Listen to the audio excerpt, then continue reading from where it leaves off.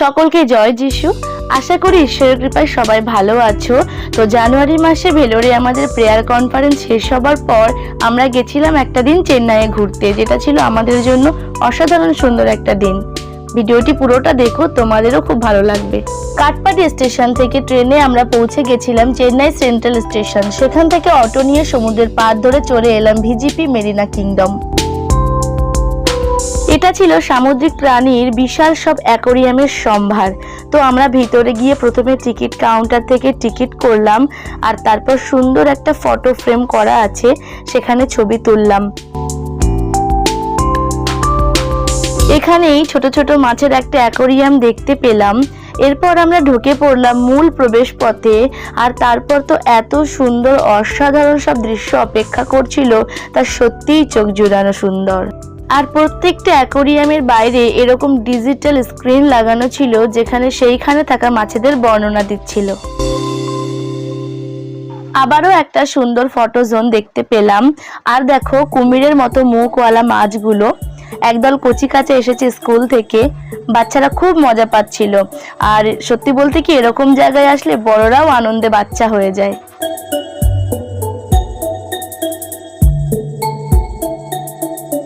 আমি খুশি হচ্ছিলাম আমার মাকে আনন্দ করতে দেখে। মা প্রথমে ভয় পাচ্ছিল এগুলোর মধ্যে ঢুকতে, কারণ মায়ের ছোট স্পেসে দম বন্ধ লাগার একটা ফোবিয়া আছে।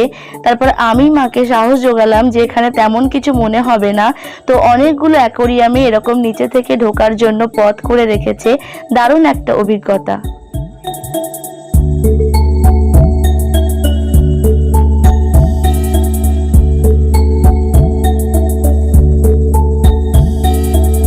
একটার পর একটা আমরা অ্যাকোরিয়ামগুলো দেখতে লাগলাম। আর এখানে কোনো টাইম লিমিটেশন নেই, মানে ওপেনিং টাইম থেকে ক্লোজ টাইম পর্যন্ত যতক্ষণ থাকতে পারো। তাই ইচ্ছা মতো সময় নিয়ে সবকিছু দেখছিলাম, ভিডিও ফটো ক্যাপচার করছিলাম।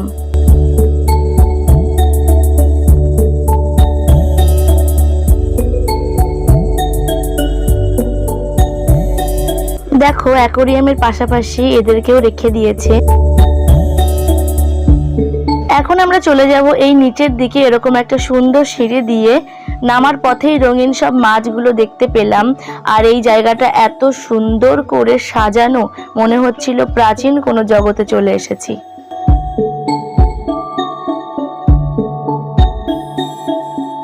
নিচের দিকে একটু আলো আঁধারি পরিবেশ এবং আরো রোমাঞ্চকর সব দৃশ্য।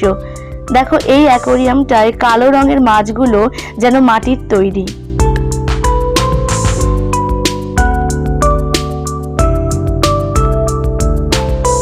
প্রত্যেকটা অ্যাকোরিয়াম এমনভাবে তৈরি করেছে ঠিক সমুদ্রের নিচে মাছেরা যেরকম পরিবেশে থাকে সেইভাবে। তাহলে মানুষের হাতে তৈরি এত সুন্দর হলে যেটা ঈশ্বর বানিয়েছে তা আরো কত সুন্দর।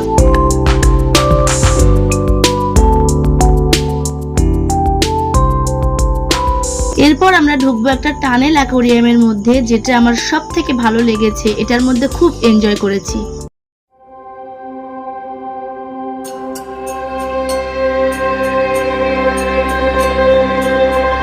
আমরা বেশ সকাল করেই গিয়েছিলাম, তাই অনেক কম ভিড় ছিল। বাবা, মা, ভাই, আমি চারজনে মিলে এর মধ্যে কি যে মজা করেছি। মানে এত সুন্দর এই টানেলটার ভিতরে লাগছিল, বেরোতেই ইচ্ছা করছিল না। পাশ দিয়ে, মাথার ওপর দিয়ে একটার পর একটা মাছ, শার্ক, শঙ্কর মাছ, আরো অনেক প্রজাতির মাছ ছুটে চলেছে, আর ওদের সাথে ছুটছি আমরাও। এটা একটা মেমোরেবল ডে আমাদের কাছে।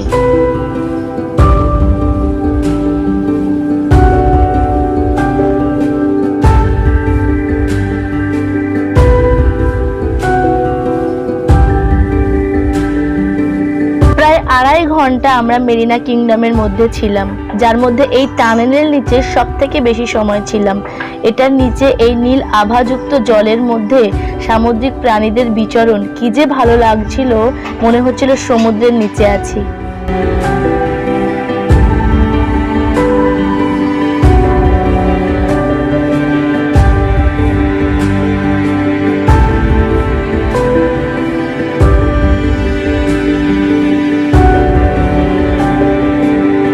এই টানেলটা থেকে বেরোতেই ইচ্ছা করছিল না, কিন্তু দেখতে দেখতে ভিড় হতে শুরু করলো।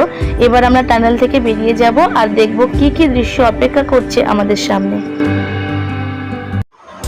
টানেলটা থেকে বেরিয়ে আমরা দেখতে পেলাম এই জেলিফিশের অ্যাকোরিয়ামটা, যেটা দেওয়ালের গায়ে বানানো হয়েছে গোল প্যাটার্নে। জেলিফিশের তো কোনো রং নেই, আলোর রঙে রঙিন হয়ে উঠছিল। তখন দেখতে যে কি অনবদ্য লাগছিল, মানে এরকমও যে প্রাণী হতে পারে ভাবতে অবাক লাগে। সত্যি ঈশ্বরের সৃষ্টি কত সুন্দর।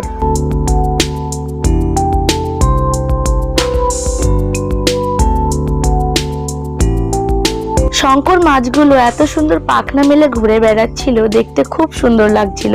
আর এর লেজটা তো এই মাছের এক সৌন্দর্য।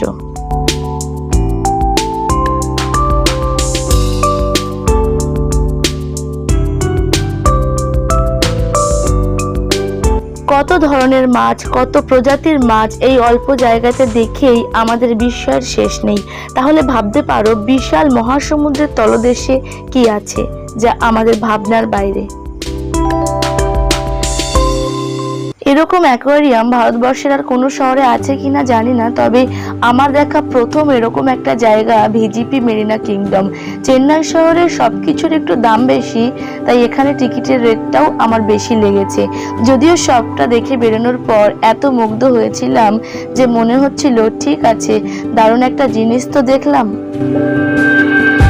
দেখো কেমন অদ্ভুত সুন্দর দেখতে এই মাছগুলো।